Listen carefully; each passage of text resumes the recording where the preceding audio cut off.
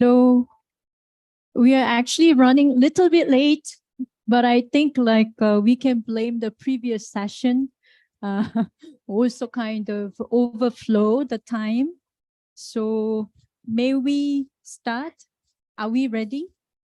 Good, good. Thank you very much. And then welcome to the session. This is a session for scaling innovative education projects in South Asia. So this is South Asia family. So feel very kind of cozy and comfortable because we are with long-standing partners and friends and colleagues together. So I'm very happy to host this session. So, I mean, this is can be less formal as well, and then have a more interesting discussions from our own constituent countries. So I would like to extend warm welcome to everyone, especially for the eminent panel members. Let me just introduce them. We decided we have this session in the reverse alphabetical order. So today we will have Sri Lanka first. Dr. Lana Singye is Secretary of Ministry of Education, Sri Lanka. And then he has more than 32 years of experience in public service of many different aspects of the public service in Sri Lanka. And he's currently leading very important education reform agenda in Sri Lanka. In a very difficult time, he's actually excellently leading very complex and very high-charged education reform in Sri Lanka. So we are very, very honored to host you here among very busy kind of reform agenda, and then you are the main driver of that. So thank you very much, Mr. Lana Singye. And we also have Mr. Diliram Luintel. He's Joint Secretary of Ministry of Education, Science and Technology, Government of Nepal. He's been working as a Joint Secretary, but he also comes with more than 30 years of experience. So when I was actually counting among the panel members, we have more than 150 years of experience with such a rich experience panel. So he's been actually engaged in the education field a very, very long time, almost like his government career has been engaged in the education. So we expect him to share very rich experience with us. And Dr. Anju Sharma, she's Additional Chief Secretary, Labor, Skills Development, Employment Department, Government Gujarat, and she's concurrently Director General of Kaushalya, the Skill University in Gujarat. Dr. Anju Sharma is a member of Indian Administrative Service. So just guess what? She's also coming with more than 30 years of experience in the various increasing important roles in the government services. And recently she's took up the currently Director General of Kaushala the Skill University Gujarat in India. This is like a very, very innovative industry-linked skill initiative of like a Gujarat, very progressive.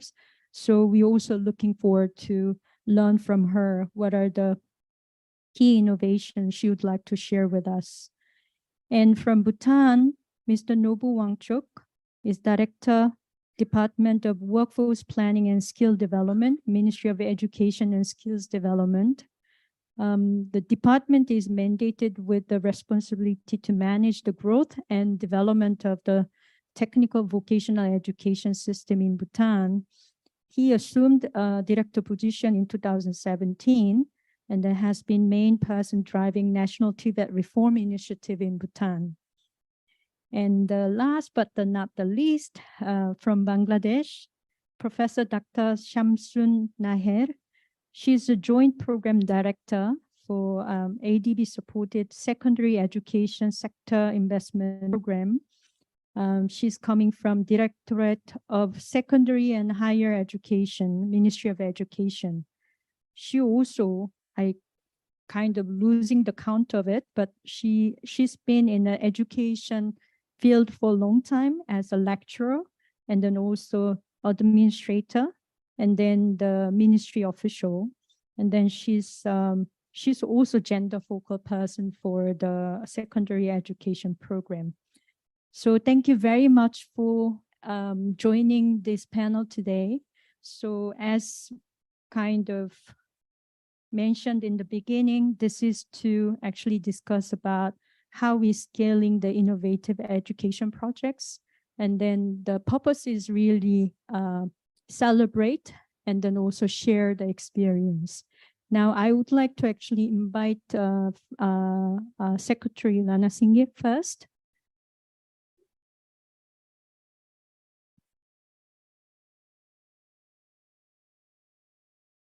First of all, I extend my sincere thanks to ADB for giving this opportunity. For the Sri Lankan situation as of now with regard to the education sector is that it has come under one umbrella. That is general education component, technical and vocational education component, and the higher education component.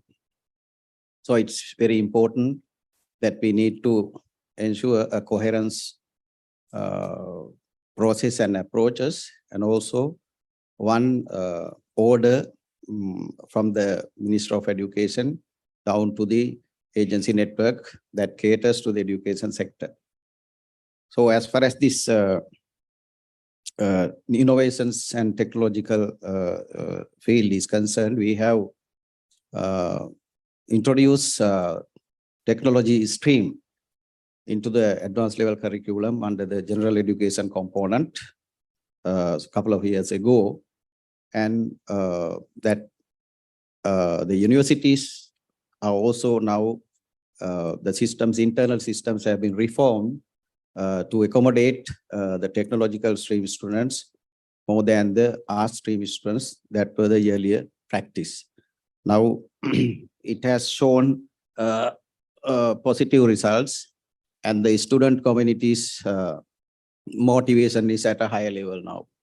So we, from the government side, are now taking steps to promote internal and external forces to work towards more registration of the technology stream students.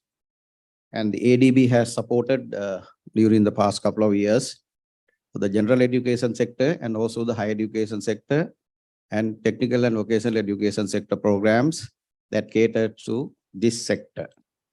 So it's important that the agency network that is present for managing this sector should come under one umbrella. So we have introduced a reform package that covers general education sector component, technical and vocational component, and also the higher education component. So we have identified the areas that are basically meant for the government and areas that are basically and appropriately meant for other sector agencies, private sector and the semi-government organizations, and also the participants, the student community. So we have identified from the government side, there are 3 areas that the government will deal with in this policy implementation. First one is the guiding the entire sector network, and also facilitating by providing adequate resources and other facilities for the agency network that caters to this education sector. And also regulating.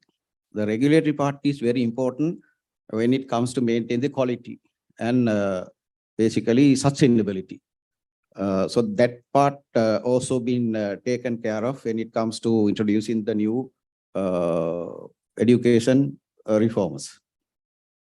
So in the past, we have been supporting the agency network. Agency-centric support mechanisms are there. Now we are moving and trying our level base to move into the participant-centric support mechanism. So towards that end, we have created a fund called Skills Development Fund.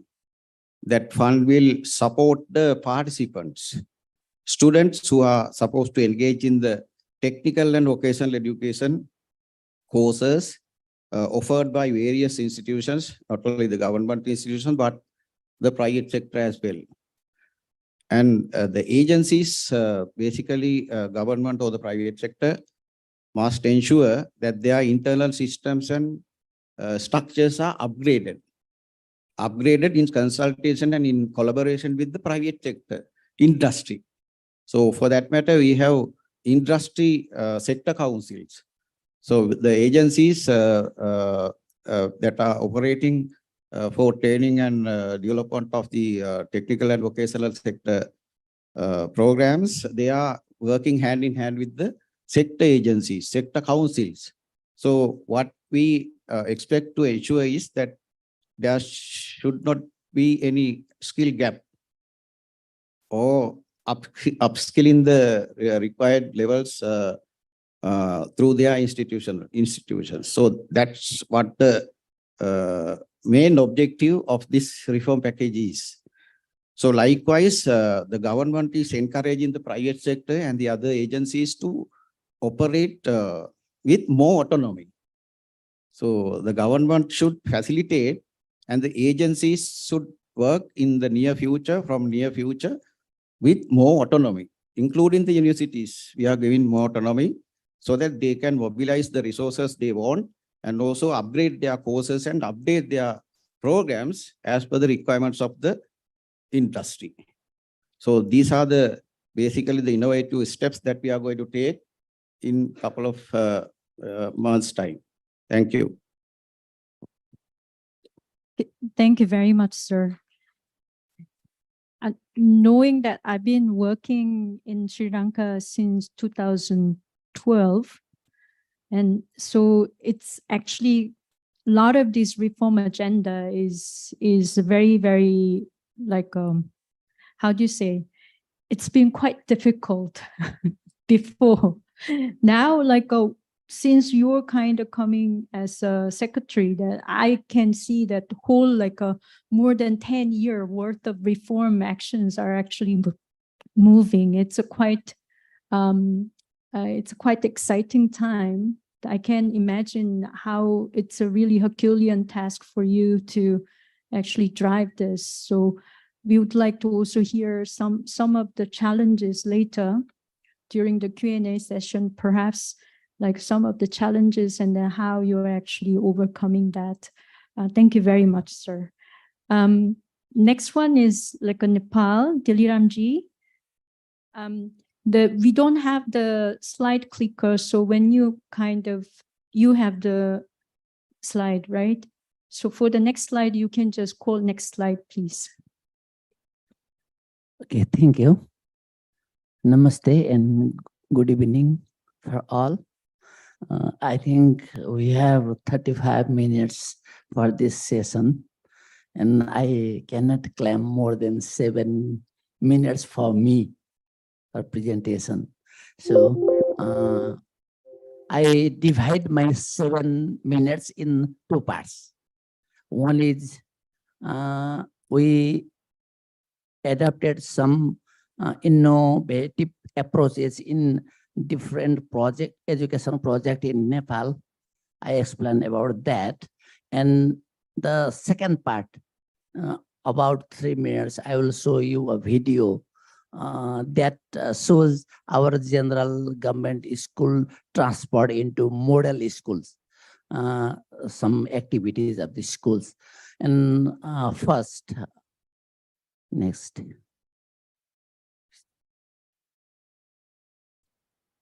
Yes, we have in Nepal from 2016 to nowadays, we have 2 education programs, 2 plans. That is first school sector development plan, which is conducted from 2016 to 2022. And we spend $4,930 million in that project. And after completion that project, we started a school education sector plan. And to conducting these 2 plan, our development partners is the main part of that program and plan. In the first plan, school sector development plan, 564 million rupees is shared by the development partners, including ADB. And now we are conducting a schools education sector plan. There is the ADB is one of the main development partner in this project too. And another, after 2015 devastating earthquake in Nepal, we conducted a school reconstruction project with the help of ADB. And there are 2 projects. One is EEAP, that is called Earthquake Emergency Assistance Project. It started 2015 and it completed in 2019.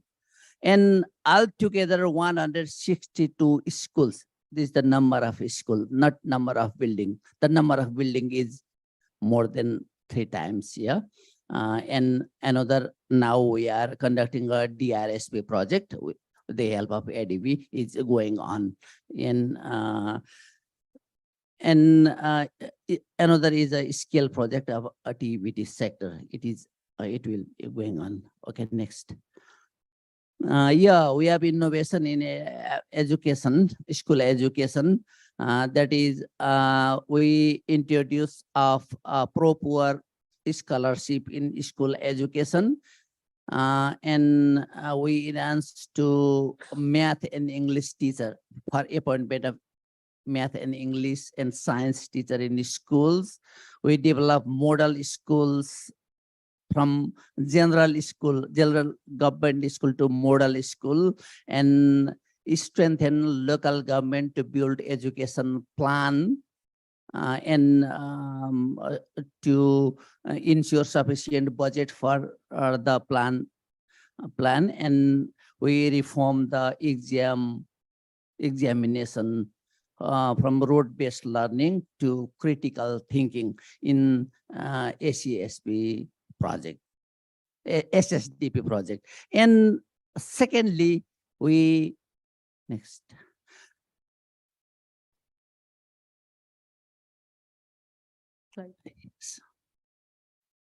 By this. Theo, please. Video. Yeah.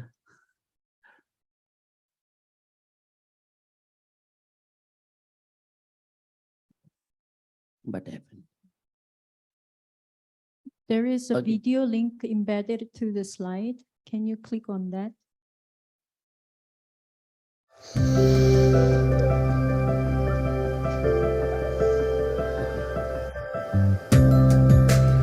म सानैदेखि अब doctor बन्ने मेरो dream थियो। यहाँ चाहिँ अब हुन पनि अब प्र्याक्टिकलहरू देखि लिएर अब हामीले क्लासमा पढाउने टिचिङ स्टाइलहरू हुन्छ टिचरहरूको, त्यो चाहिँ मलाई राम्रो लाग्यो। सरहरू फ्रेन्डली हुनुहुन्छ, यहाँ इन्फ्रास्ट्रक्चर राम्रो, पिस इन्भाइरोमेन्ट भएर चाहिँ अनि म यहीँ रोजेँ।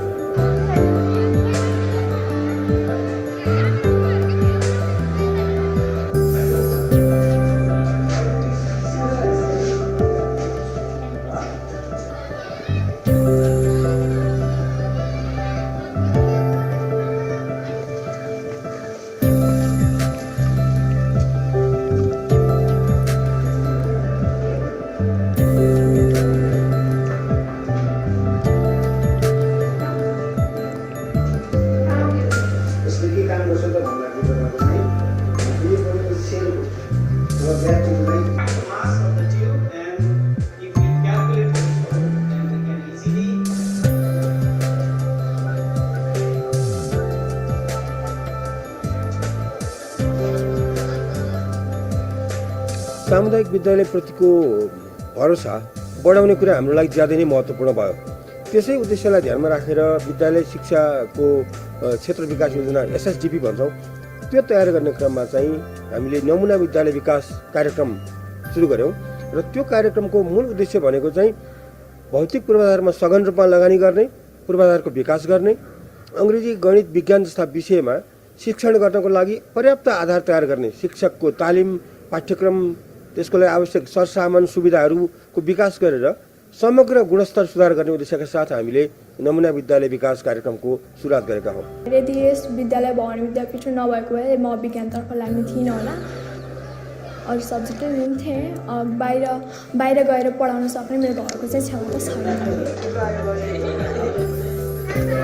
हामीले अवश्य पनि भौतिक रूपमा एउटा फड्को मार्गमा सफल भयौँ नमुना विद्यालय भइसकेपछि, र अभिभावकहरूको चित्त बुझाएर प्रविधियुक्त शिक्षा दिन हामी सफल भयौँ। र अहिले पनि यो क्षेत्रकै लिडर स्कुल नै हो। हरेक विद्यालयका अरू गतिविधिहरूलाई पनि यो विद्यालयले सहयोग गरेको छ।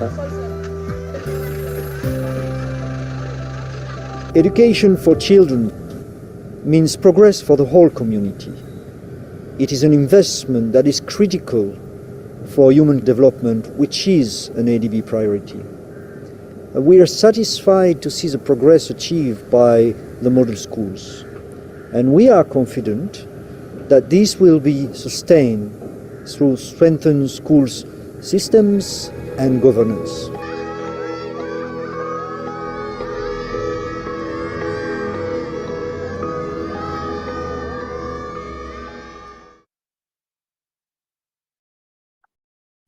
The same way, in present plan, school education sector plan, we continued the innovative work as we did before.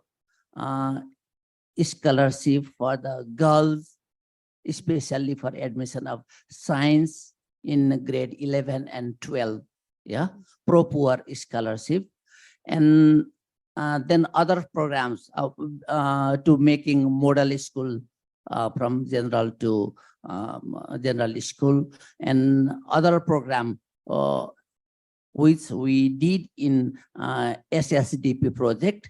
We are doing continue in ACSP project now.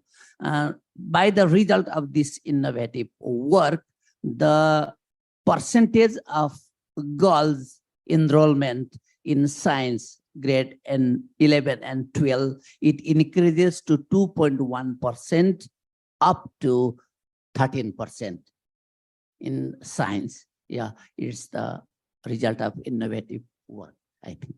Okay, thank you. Thank you very much, Diliramji. The model school was from the, give applause first. Yes. Thank you, sir. The model school was an effort to actually to demonstrate when the learning environment is complete and then improved, because better learning actually takes many different elements. But sometimes we are only providing one or two aspects, then like when it may not be leading to the learning outcome. So therefore, there was like the conscious effort has been made. What are the enabling environment? We started from the minimum enabling environment from school. Then we're kind of building up helping the government to actually strengthen the school environment. But like as Diliramji mentioned, focusing on the effect on the learning outcome. So I'm very happy to see that the girls like science and technology enrollment has increased. And then that is really like the evidence that some of this effort has made an effect. So thank you very much. Next is like Dr. Anju Sharma. Over to you, ma'am. Thank you so much. Good evening. As you all know, ADB has been intervening and supporting a large number of social skill development projects across India. So I will be giving some idea about these projects. Next slide, please. So as I highlighted some of the challenges in the previous presentation, that one of the our strongest point, I would say, which is demographic dividend, but at the same time, it becomes a very big challenge, is the young population. And another important thing is that India becoming a manufacturing hub. So while that is taking India on a growth trajectory, at the same time, it has also posed a challenge for providing skilled manpower to these kind of industries, especially the newer ones opting for Industry 4.0 technologies. And as a result of which, there is a lot of job displacement as well as job disruption. And India has a very good public TVET system. We have more than 15,000 ITIs, but at the same time, some of these ITIs are facing a problem of low registrations, low enrollments. Some of the courses are updated, and many of them are facing challenges in terms of trainers and infrastructure. And there are limited pathways for career development for the ITI trainees. Next slide, please. Various efforts are in process over the years for at various levels. So we have a lot of programs that are given by Government of India to support the skill development ecosystem in form of the ITIs and Pradhan Mantri Kaushalya Vikas Yojana, Skill India Mission, and Sankalp, Strive. These are the various special programs that have been launched by Government of India. One of the things that has been very keenly supported by ADB, and it is really delivering a lot, is the advanced skill training centers that have been set up. And the World Skills Center Odisha, it has already started functioning. Global Skill Park Madhya Pradesh, that has been just inaugurated. TANSAM in Tamil Nadu, that's technical training, advanced training center, tool rooms, and other such interventions in the form of Center of Excellence. Then we are also doing a lot of industry linkages and public-private partnerships. So we have the ArcelorMittal Academy. We have Tata Technologies, the Tata Trust, and the Tata Trust has taken up 2 Indian institutes of skills, one at Mumbai and one at Ahmedabad, where they are setting up their advanced centers. Schneider Electrics has set up several centers of excellence in electrical side. Then Siemens company, they have set up COEs in manufacturing. Then a lot of industry accredited skill courses. And as far as Gujarat is concerned, we have taken up industry affiliations with MG Motors, JCB, Tata Chemicals, and others to set up the industry affiliations for the skill programs. And our new education policy has emphasized a lot on vocational pathways. So the curriculum has been, the higher education curriculum has been made very flexible, and multiple entry and exit has been made very convenient. So you can exit at the level 1, that is the Higher secondary plus 1 year, you get a certificate. Higher secondary plus 2 years, you get a diploma. And higher secondary plus 3 years or 4 years.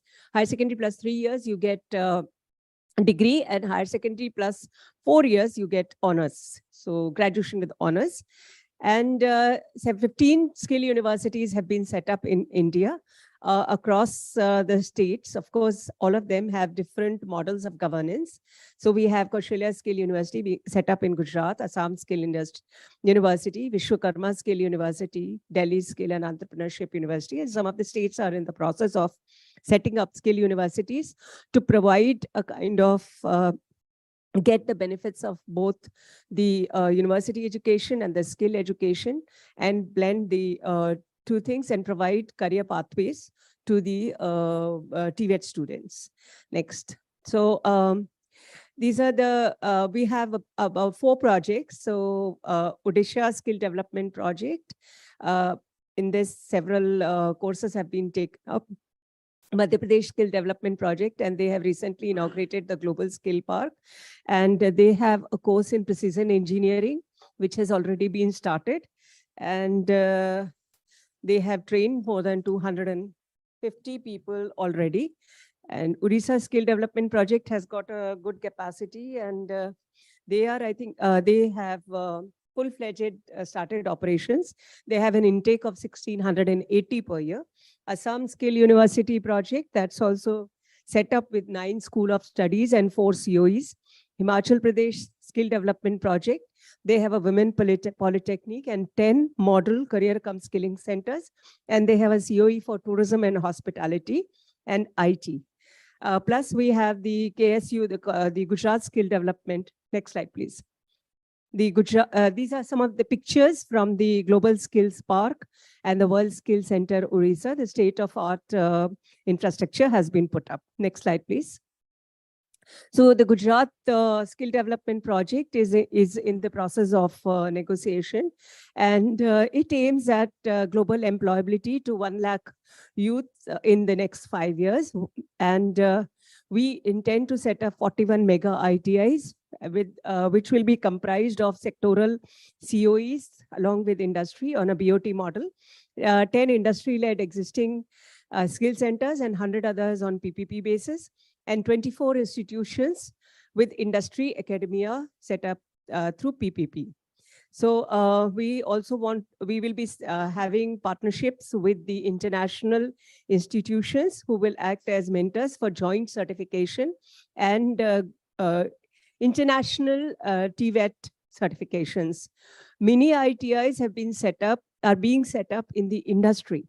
And this is an innovative concept where the industry takes up, industry sets up the center, industry provides the training, and trainers are also provided by them. Infrastructure is provided by them. The curriculum, certification, and examination. These 3 are conducted by the Gujarat Council of Vocational Training. If it is at NSQF level 1 to 4, it is the lower levels. And if it is an advanced level, then it is provided by the Kaushalya Skill University. Then we are setting up cluster-based institutes where industries are being asked to convert their unskilled manpower into skilled manpower. And for that, we are paying them stipend for the number of days they are bringing them up for training. And the industry is also providing training. So that's helping a lot of intake and formal certification of people who are working at lower levels in the industry and moving up to higher levels and converting unskilled manpower to skilled manpower. Next slide, please. Next slide, please. Next slide, please. Yeah. So Kaushalya Skill University has also been set up as a part of GSDP, the Gujarat Skill Project. And the idea is to provide an umbrella university that can provide the regulatory, the university support, the certification, examination, curriculum.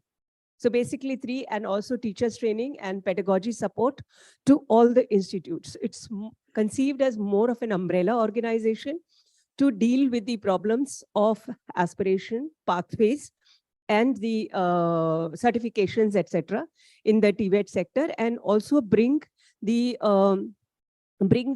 skill sector into a trajectory whereby into a high growth trajectory, whereby we can tap the advancements in skills very quickly and very quickly collaborate with the universities. So courses are demand driven, intersectoral. So the schools have also been organized on an intersectoral basis on the basis of current demand. So already 6 schools have been set up. One of them is School of Drones, and now we will also set up, we are also in the process of now setting up a school of semiconductors, given the fact that we semiconductors industry has now entered Gujarat and we will be needing. So we are creating exclusive manpower for them. Next. So this is, next slide, please. Just one. So this is some idea about School of Drones, because many people have raised these queries after my presentation. So it's an end-to-end proposition whereby we are from designing the drones to manufacturing, programming, training in technical details, that is servicing of drones, and training in manufacturing of drones, training in programming the drones, and training in flying the drones. Because in India, it's a regulated sector now, given the fact that they have strategic, assets. So we are giving licenses also. So we are a registered organization under one of the very few registered organizations in India to give training and license for drone training. And we are also in the process of setting up a manufacturing centers where drones will be manufactured and training drones will be manufactured by the university itself. And we would be setting up 50 such centers across the state. And we will be hand-holding other states also for setting up such centers which are regulated as a part of regulation, as a part of the Government of India regulations.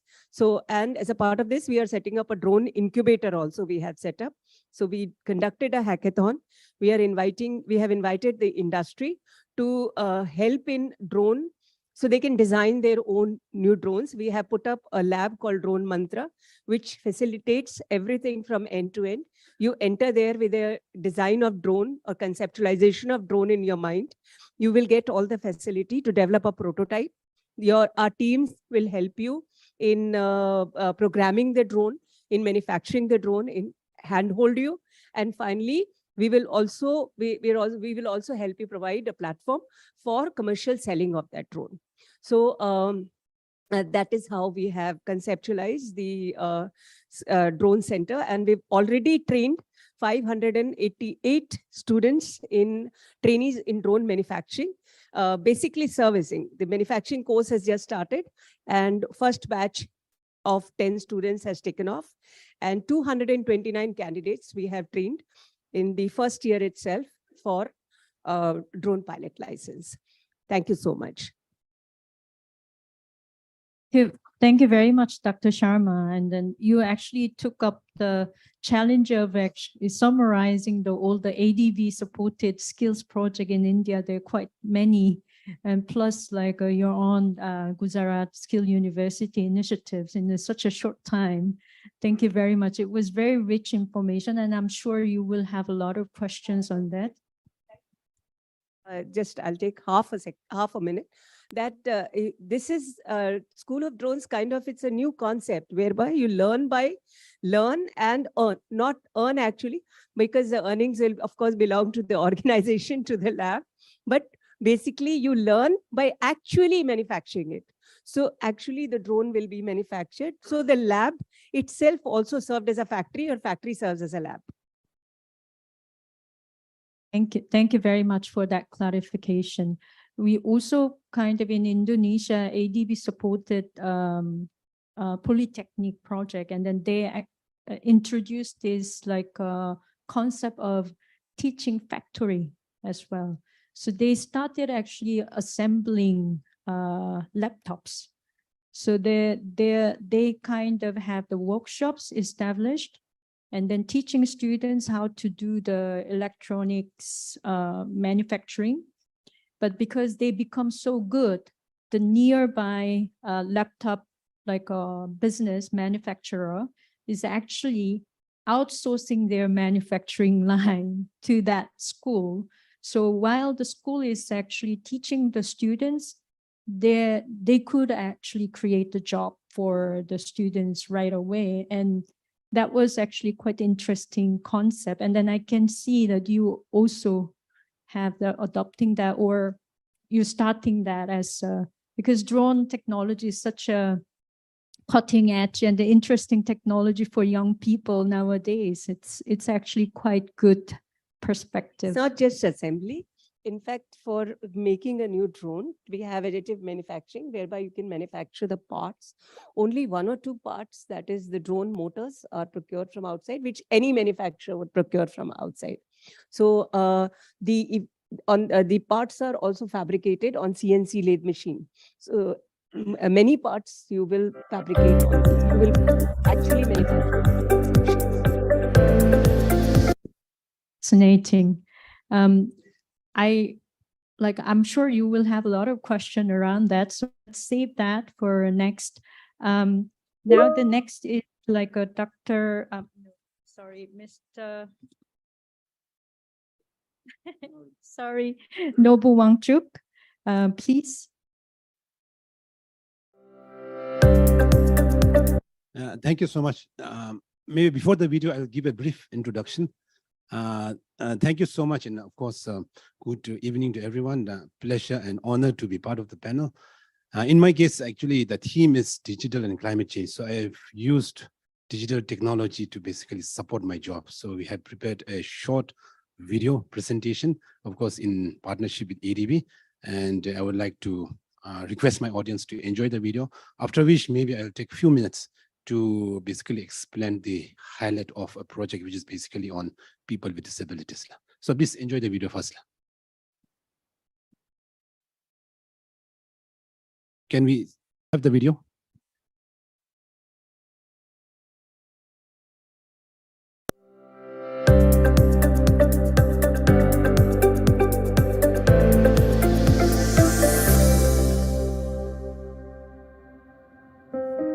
The youth unemployment rate in Bhutan has been increasing and reached a record high of 28.6% in 2022.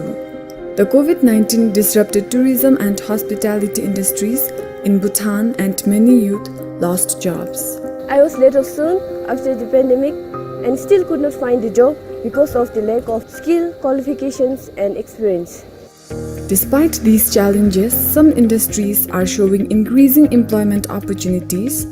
This includes construction, modern agriculture, information and communication technology (ICT), and renewable energy. Developing skilled workforce such as technicians and professionals is key for economic diversification. The technical and vocational education and training (TVET) will play an instrumental role.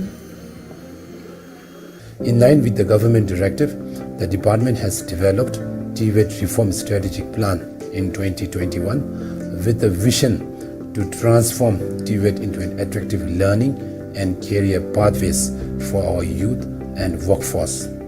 The reform plan essentially focuses on 4 transformation pillars: place, product, processes, and people. The Asian Development Bank has been a long-term partner supporting the development of TVET system in Bhutan, and the ongoing skills training and education pathways accreditation project with 15 million grant has been supporting the preparation and implementation of the reform.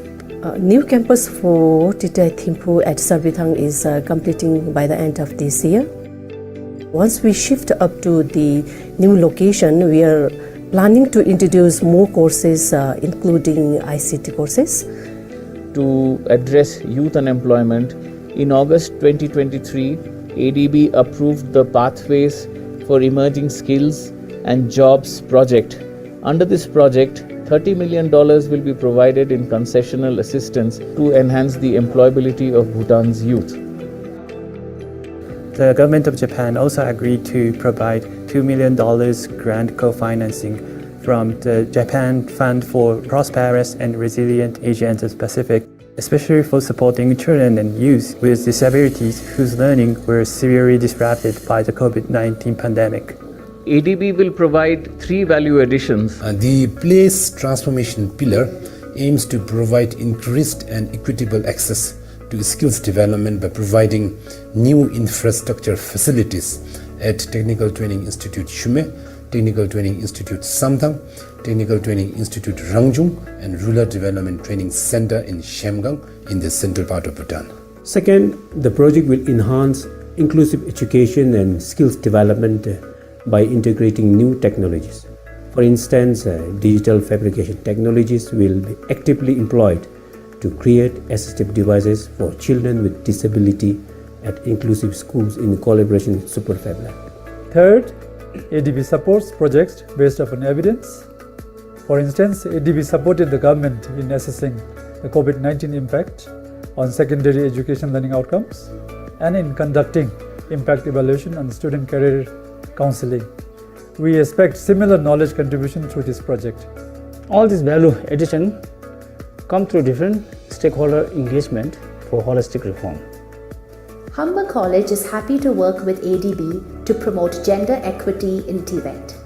The Disabled People's Organization of Bhutan appreciates this opportunity to provide advice of delivering training to persons with disabilities through private training providers.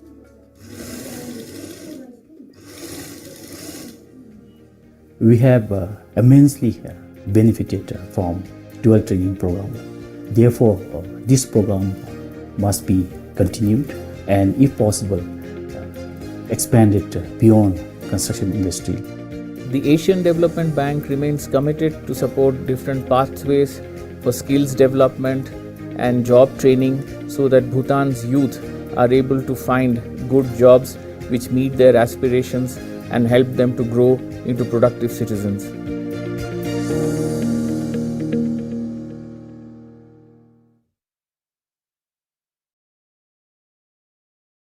Yeah, so thank you so much.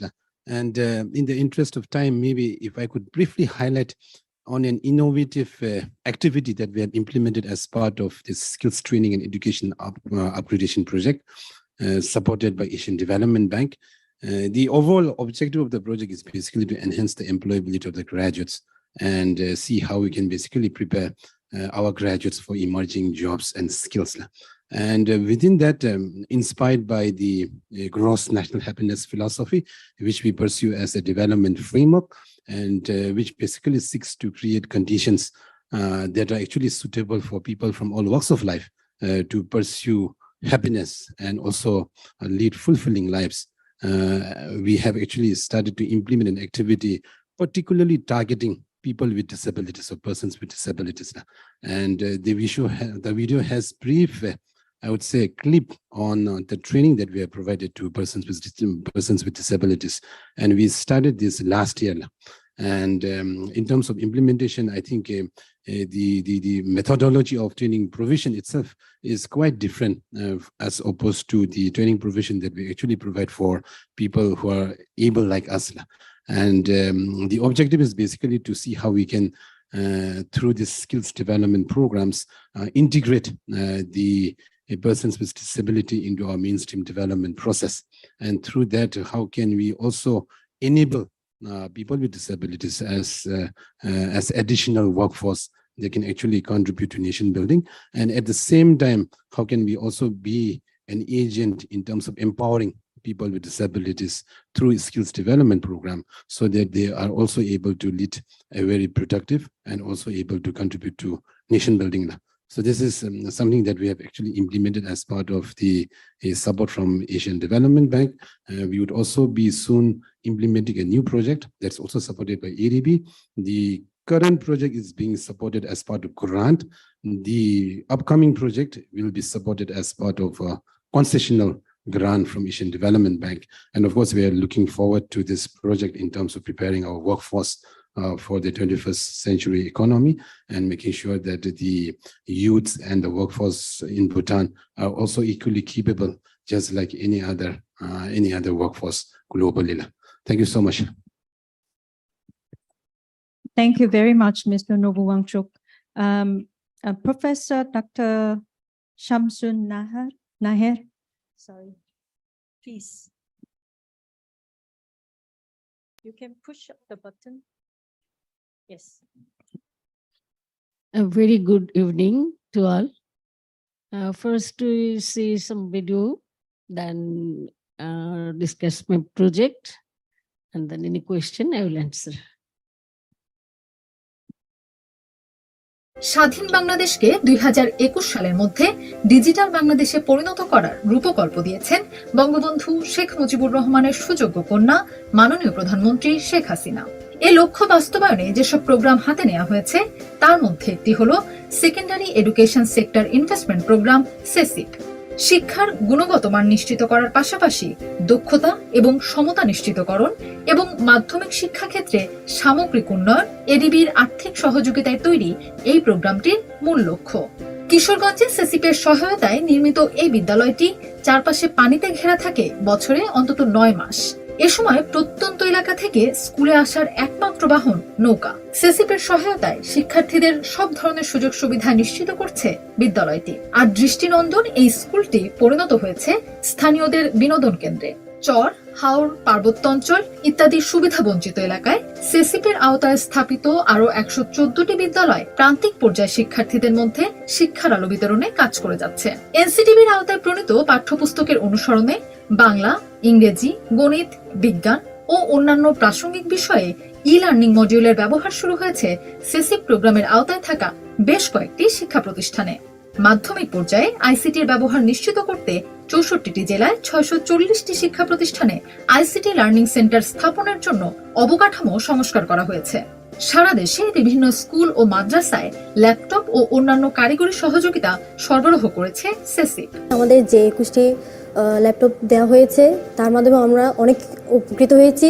এই প্রোগ্রামের আওতায় 100টি মাধ্যমিক পর্যায়ের শিক্ষা প্রতিষ্ঠানের মধ্যে 93টি প্রতিষ্ঠানে নতুন শ্রেণীকক্ষ নির্মাণের কাজ শেষ হয়েছে। সেসিপের আওতায় পরিচালিত সুবিধাবঞ্চিত এলাকার মোট 83টি বিদ্যালয় এমপিওভুক্ত হয়েছে।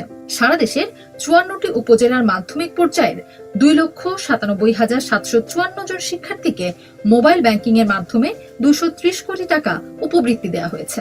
মাধ্যমিক পর্যায়ে সৃজনশীল পরীক্ষা ও মূল্যায়ন পদ্ধতি প্রচলনের লক্ষ্যে জুন 2018 পর্যন্ত মোট 2,31,045 জন বিভিন্ন বিষয়ের শিক্ষককে প্রশিক্ষণ দেওয়া হয়েছে। এভাবে সেসিপের শিক্ষা উন্নয়ন ও আধুনিকায়ন কার্যক্রমের আলোয় আলোকিত হবে বাংলাদেশের শিক্ষাঙ্গন।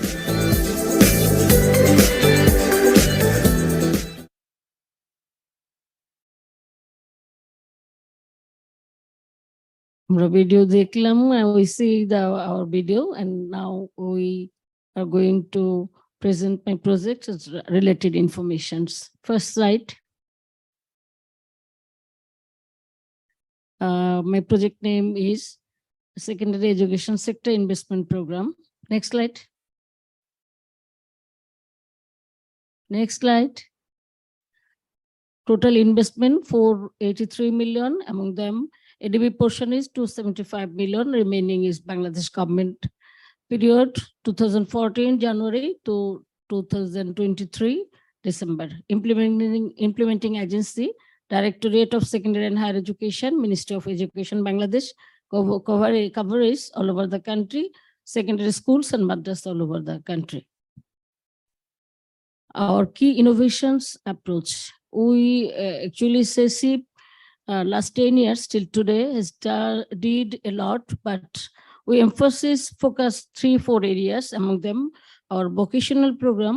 We introduce vocational program within the general stream. That is our credit. We introduce general stream, mainstream educational institution at secondary level. We introduce vocational program. We introduce ICT lab, ICT learning center. It is called ICT learning center. It is its specialty is it is pedagogy based in secondary school. Its number is 710 and vocational was 640.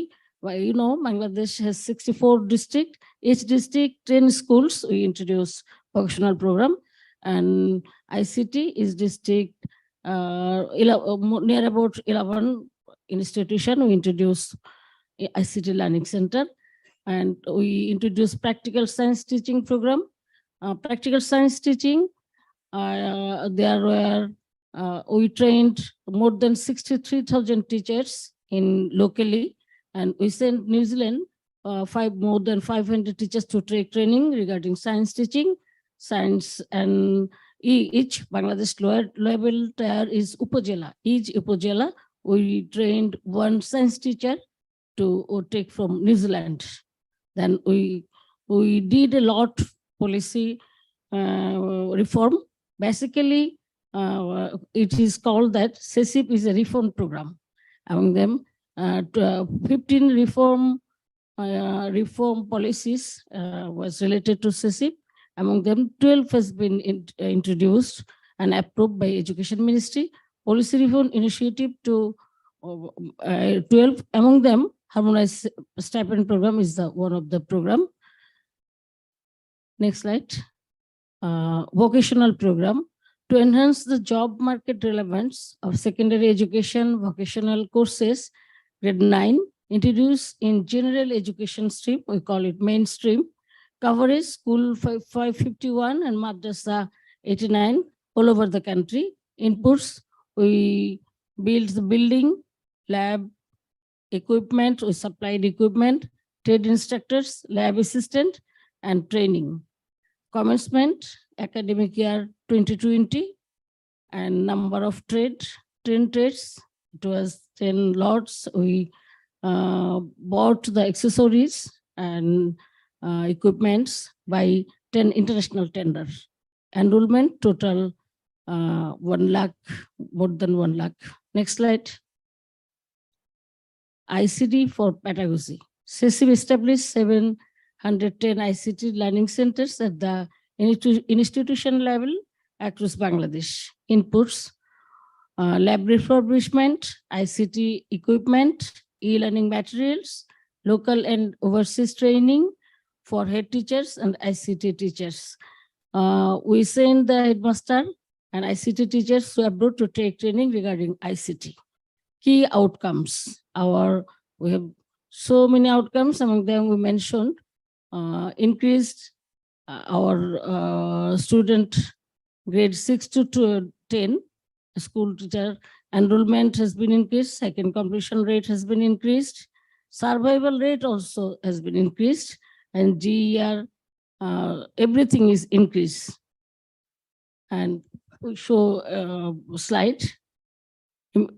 And reach to the student of special needs, 12 new policies are adopted. I want to share a story with you. A few days ago, we went, ADB team, it's Cox's Bazar. We went to school, Sheikh Hasina Juari Nala Girls' High School. It's a remote area school. One girl, I have no video, but we sent the video. One girl, she can speak, she can write. Only she can understand the sign or signal. The sign and CESIP's credit is CESIP reached that girl by CESIP's vocational program. She is the student of apparel manufacturing. That previous name was dressmaking. Now she is sewing, she can make dress. Like this program, we are capable to the different of girl. That is one of the successful program. And we went remote area, one of the remote area, Rangpur. I went village Pairabond. I meet 2 guardian and 2 stipend recipient girl. One girl is Moon, another was Tanni.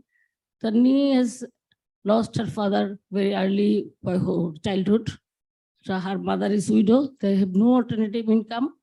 She is getting stipend. Though the stipend rate is only $2.5 each month, but she get this stipend and she is benefited for this program.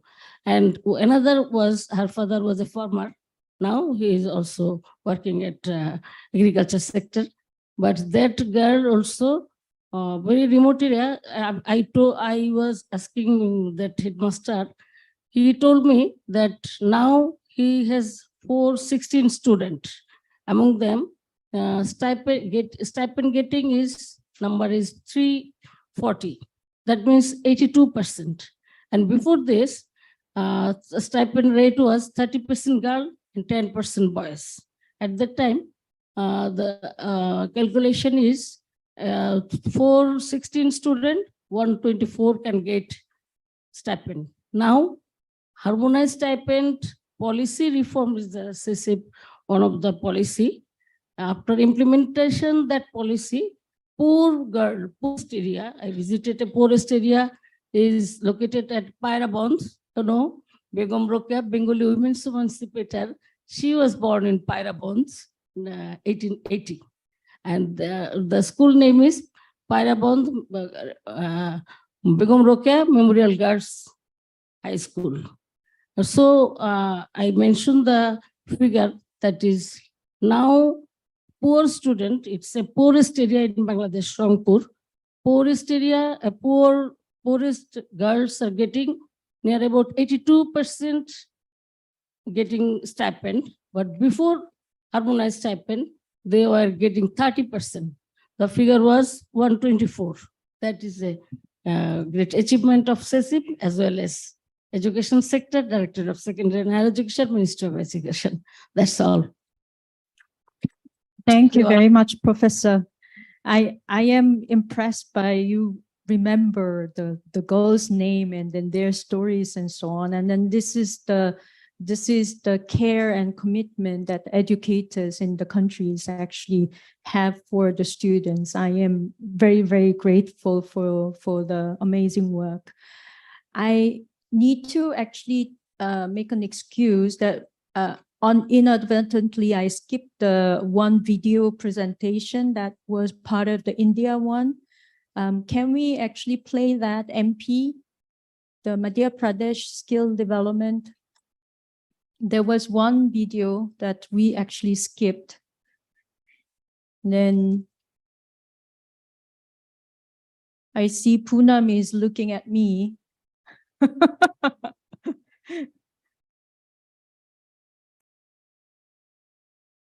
So in the meantime, we may be able to, please. That would be a very short video. In Madhya Pradesh, we have a project. Global Skills Park, SSRGSP, is an ultra-modern, one-of-its-kind skills park constructed in 34 acres with a total built-up area of 137,593 square meters. Built to impart seamless, advanced level training to 6,000 trainees every year. Center for Occupational Skills Acquisition, COSA 1, the core training center with technical support of ITIS Singapore is housed in 4 buildings. 60 advanced labs spread across 35,500 square meters provides training in 9 sectors. Precision Engineering has been operational at Global Skills Park City campus since July 2019 with annual intake of 240 trainees and a track record of 95% placement. COSA 2 will impart industry-lead training, short-term with help from industry, built across 15,500 square meters. Will see reputable companies set up own training workshops for training and recruitment of prospect employees. Academic block is dedicated for classroom training and advanced specialty training. Academic block features different centers of prominence. Center for Technology Innovation and Enterprise, CIE, to boost the entrepreneurial ecosystem in the state. Center for Skills Research and Development, CSRD, providing skill-related research and services. Center for TVET Practitioners Development, CTPD, offers training of trainers in pedagogical and technical competencies. Hostel facilities at the campus have also been well thought of for different sections. Trainers Hostel, Boys Hostel, Girls Hostel.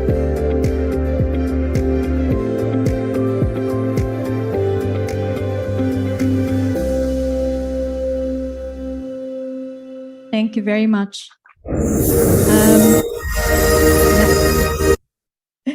We have quite many questions actually. So let me just because we actually have around, how much time do we have? 10 minutes, 15 minutes? Okay, 10 minutes. So just like a very quickly, I will lump like some questions on specific country representatives. So, sir, Mr. Lana Singh, Secretary, there is like a top-rated question. We know STEM as TEM, but what means STEAM in Sri Lanka? So STEAM. Yes, that part is aesthetic studies. Not only science, but there must be certain other elements when it comes to personality development. So it aims at making a balanced citizen. So that part, of course, we are undertaking in the basically the general education component. We have developed the curriculum and also the pedagogical arrangements also towards that. So it's very important. We have identified that, and also the experts have contributed immensely to put it in the right level. So that's a part of basically a requirement. It's a key requirement, and when it comes to making a balanced person, that is a requirement. Thank you. E. Art. Art. STEAM. Art. Yes, and not only that, in addition to what we mentioned here, the government of Sri Lanka has approved the digitalization policy, education digitalization policy that covers various aspects. Comes to implementation of the SESI project, we have identified certain areas where we need infrastructure, right infrastructure in place, and also right human resource with competencies and also capacities. So in order to achieve these objectives, we are moving forward to execute the policy that was approved 2 weeks ago by the government, digitalization of education. So that caters to all three components, general education, technical, vocational, and higher education. So we are, with that, we are going to introduce a national level education platform with the external support. So that will be basically implemented within the next 6 months period. So that will cater to all these agency requirements and also the citizen requirements when it comes to STEM education, and also other skills and technical development programs for the human resource development. Thank you. Thank you very much, sir. Diliramji, there was a question specifically for you. It says, does Nepal also have a model schools for the non-STEM disciplines? For example, multimedia or art. What innovations does the government do to promote learning of non-STEM disciplines when employability is also in demand nowadays?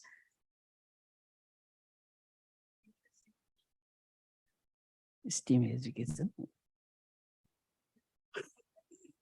Model schools, you explained whether they also, is it, I think it's not only teaching STEM subjects, right?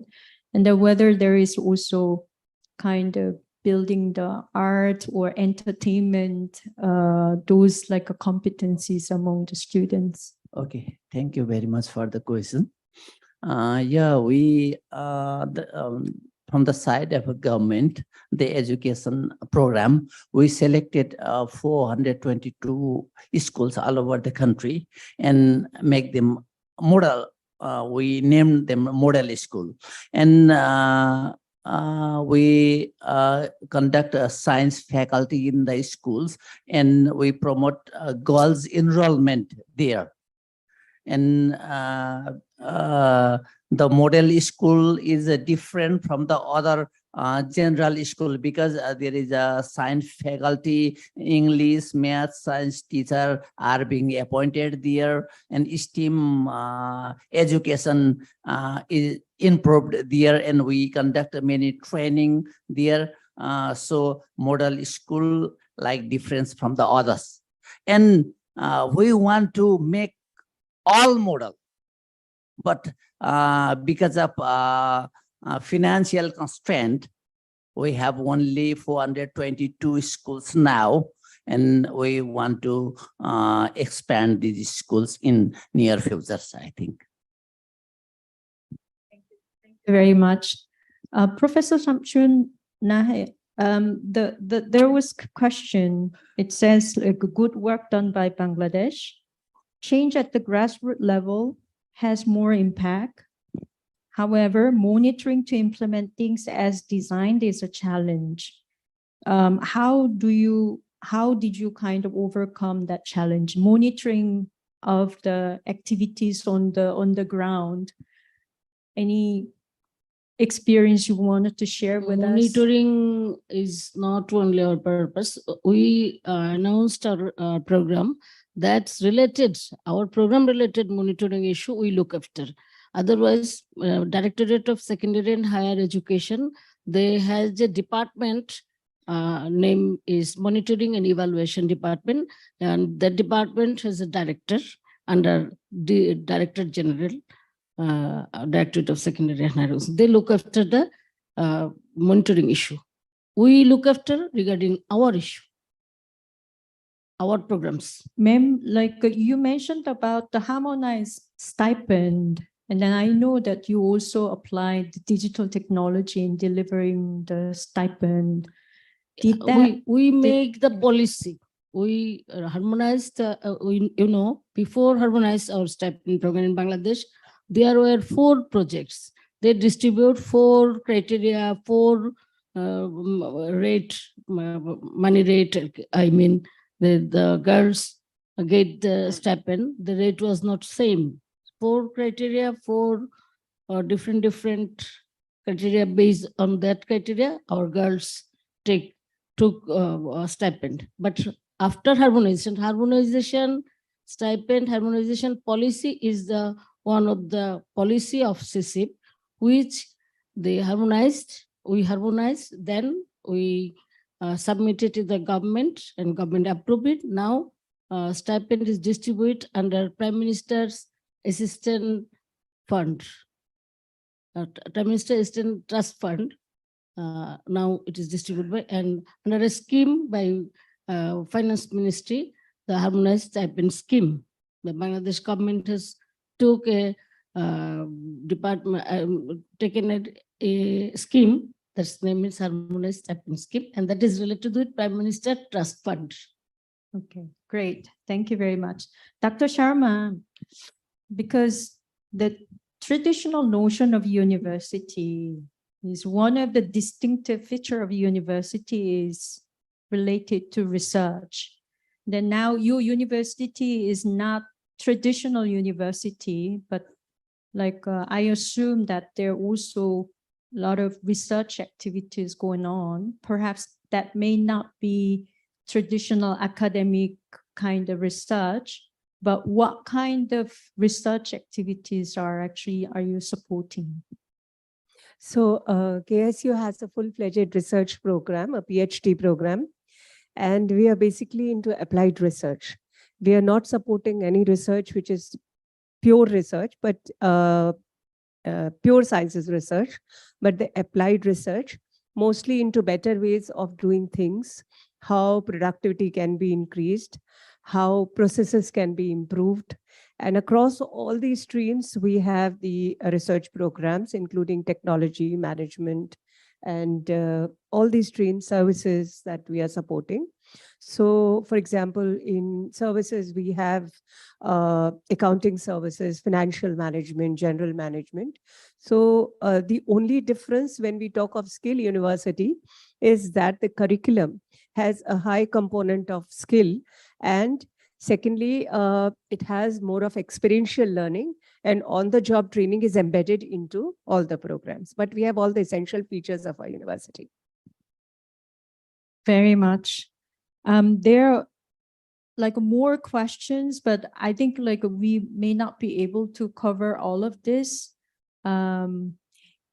Any burning question from the audience who haven't provided to this, or you are so ready for breakout and ready for the reception?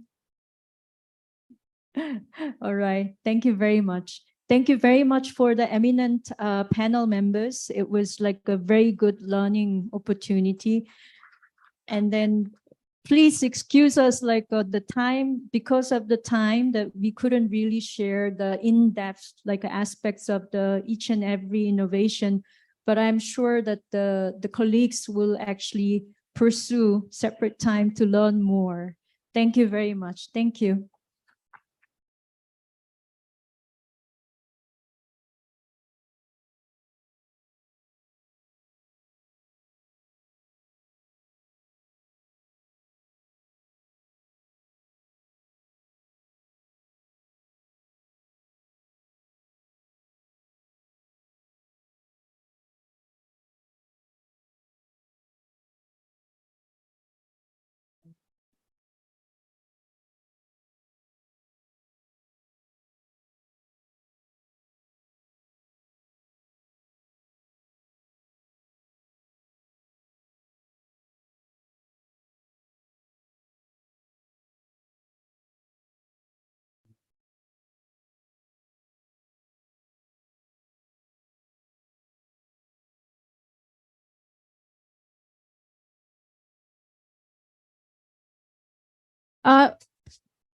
Colleagues, please do not leave. The organizer actually asked, we actually have a big family photo. So can you please come here and then let's take a family photo, because we are family.